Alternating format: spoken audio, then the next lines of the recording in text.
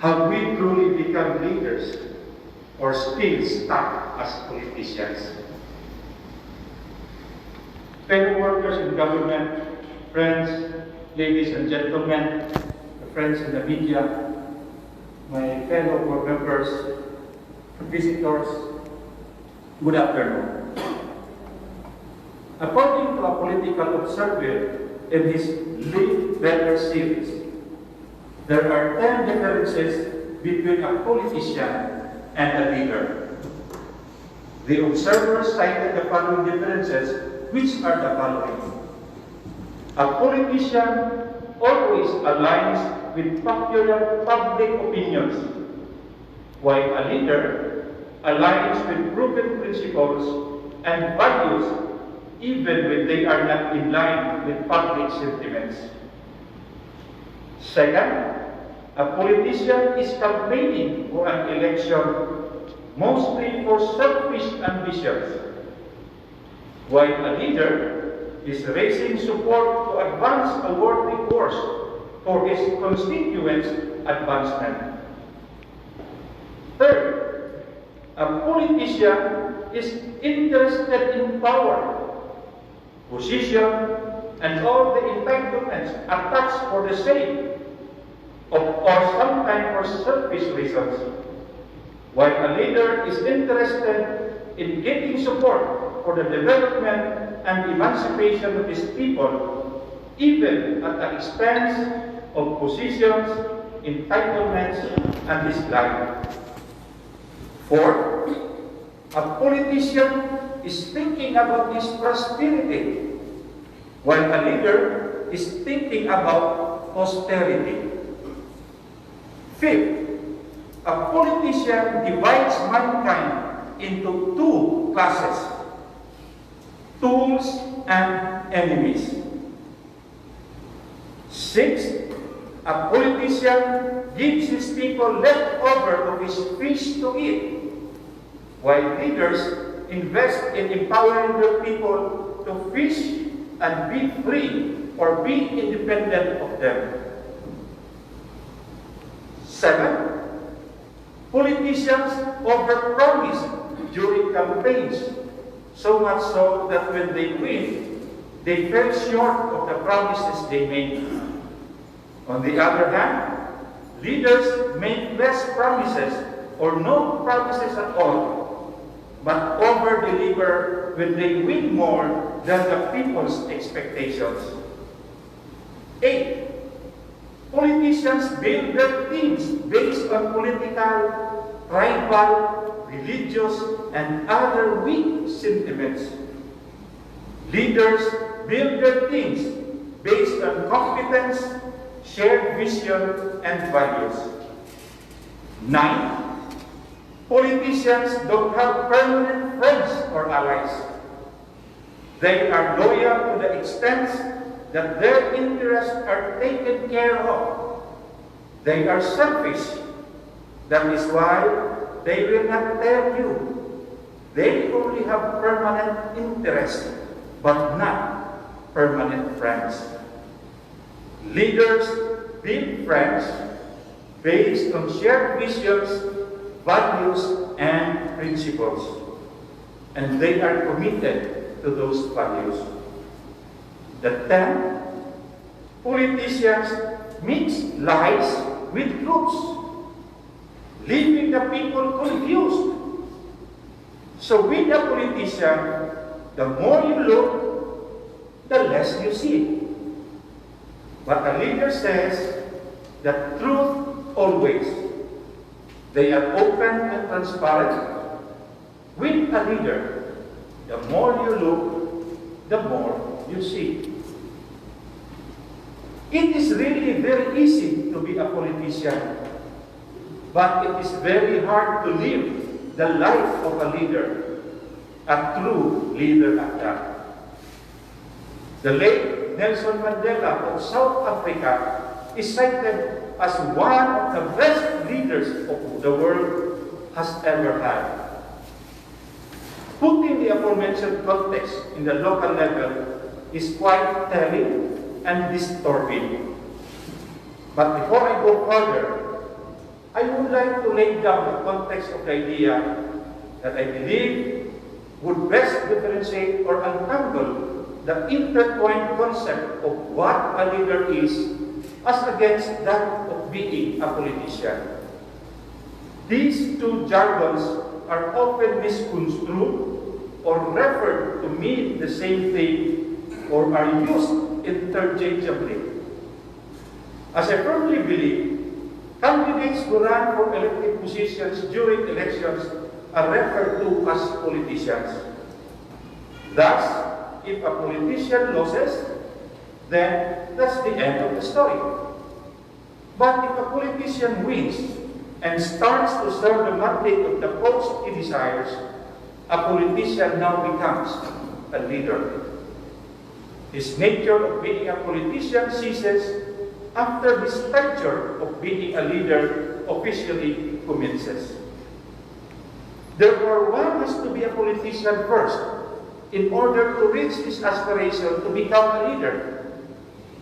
But being a politician is not the one a candidate wishes to become. It is only a means to achieve something, and that is by becoming a leader. Again, when the winning politician starts serving this mandate, he now becomes a leader, and the politician in his person has to vanish into thin air so as to give way to the leader in him, which is his paramount objective in becoming a politician. Clearly, as we serve the people now after having had won in the last elections, let us bear in our minds that we are politicians no more. For we have already metamorphosed to become leaders. And as leaders, we are expected by the people to lead them, giving the fact of their votes in the elections which have concretized our mandate to serve them in manners properly and carefully defined in the Constitution, enabling laws, Supreme Court jurisprudence, and all other legal conditions. Let us then check and examine our individual conscience and come up with a self-determination and validation as to the status of who we really are. A leader or still a politician? Now let's ponder on the following hypothetical questions and let our individual conscience do the respective determination. First, if a person doesn't honor the essence of democracy, is he a leader? For me, I don't think so. As for you, then let your conscience dictate. Second, if a legislative body shows favoritism, does it mirror true leadership attitudes of the members? I don't think so.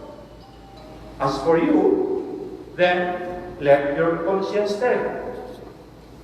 On the other hand, this is the third, if a legislature is impartial or does not show favoritism to anyone, especially to political allies, can we simply deduce that this scenario is a collegial achievement of politicians?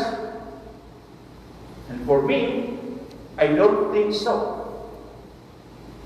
As for you, then ask your conscience. Fourth, can we safely say with utmost sincerity and certainty that the 28th Sangguniang Pandaluigan of Bohol that we have convened now, having us as members, is an exemplar body that sticks to issues only rather than personalities? Let our individual conscience interpret the facts in our midst and the events that have already transpired. Fifth, if we individually or collegially advance the greater good of the majority, over the benefit of the few, can we proudly tell the whole world that we are acting as leaders? Of course, all of us will definitely say, yes. Moving forward, whether we like it or not, we cannot alter the fact that we have now become leaders in this very progressive province of Bohol. So, we must act such and abandon the politicians in us for the sake of our beloved province of Bohol and the Boholano people.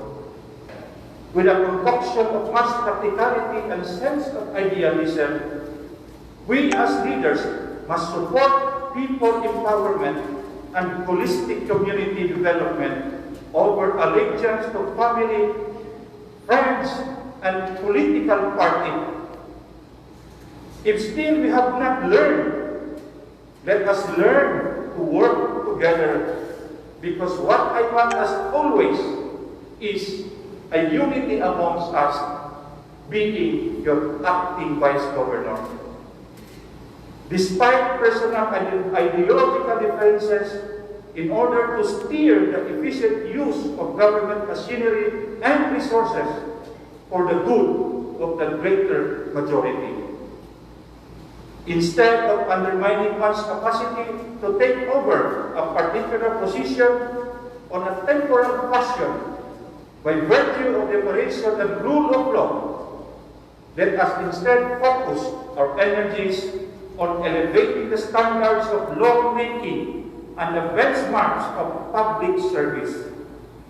And being co-equal with the executive, the Sangguniang Panlalawigan serves as the mechanism for check and balance that puts into legal perspective the initiatives and decisions of the executive. But then, it is not a forum where the minority is belittled and the majority flaunts its superiority and tyranny. More significantly, the Sangguniang Panlalawigan seeks to find amicable solutions and fair compromises on mistakes and mishaps. And for you to know that we already had a talk with the governor with regards to such issues. And lastly, the Sangguniang Panlalawigan is a venue and forum for heated, insightful, but respectful debates with expected outputs such as, among others, a collegial sense on matters of public interest and efficient and effective pieces of legislation that will encourage respect and obedience from our constituents. But this august body shall never be used as an avenue for grandstanding, because a piece of legislation may be the initiative of one or more authors, but its ultimate passage into provincial law or ordinance is the output of a collegial body.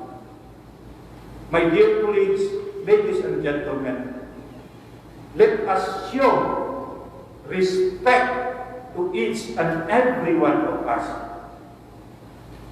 That is the only word, respect, that I am asking from you. Respect begets respect. And let us recognize and embrace the rule of law. For how on earth can we be proudly called as lawmakers in one window and on the other window we do not recognize and follow the very essence of the rule of law?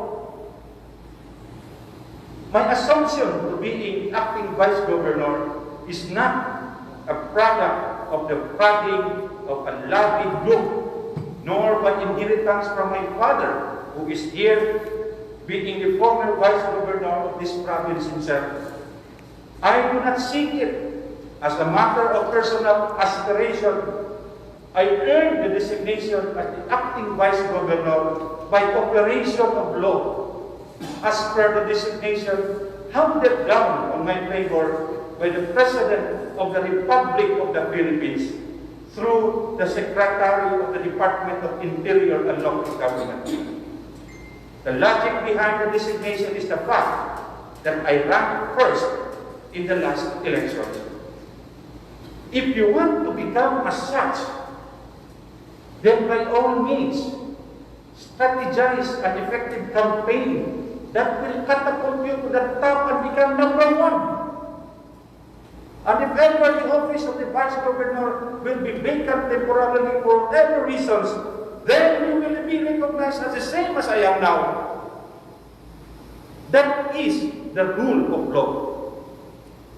Then at that time, I will fully support you more than ever.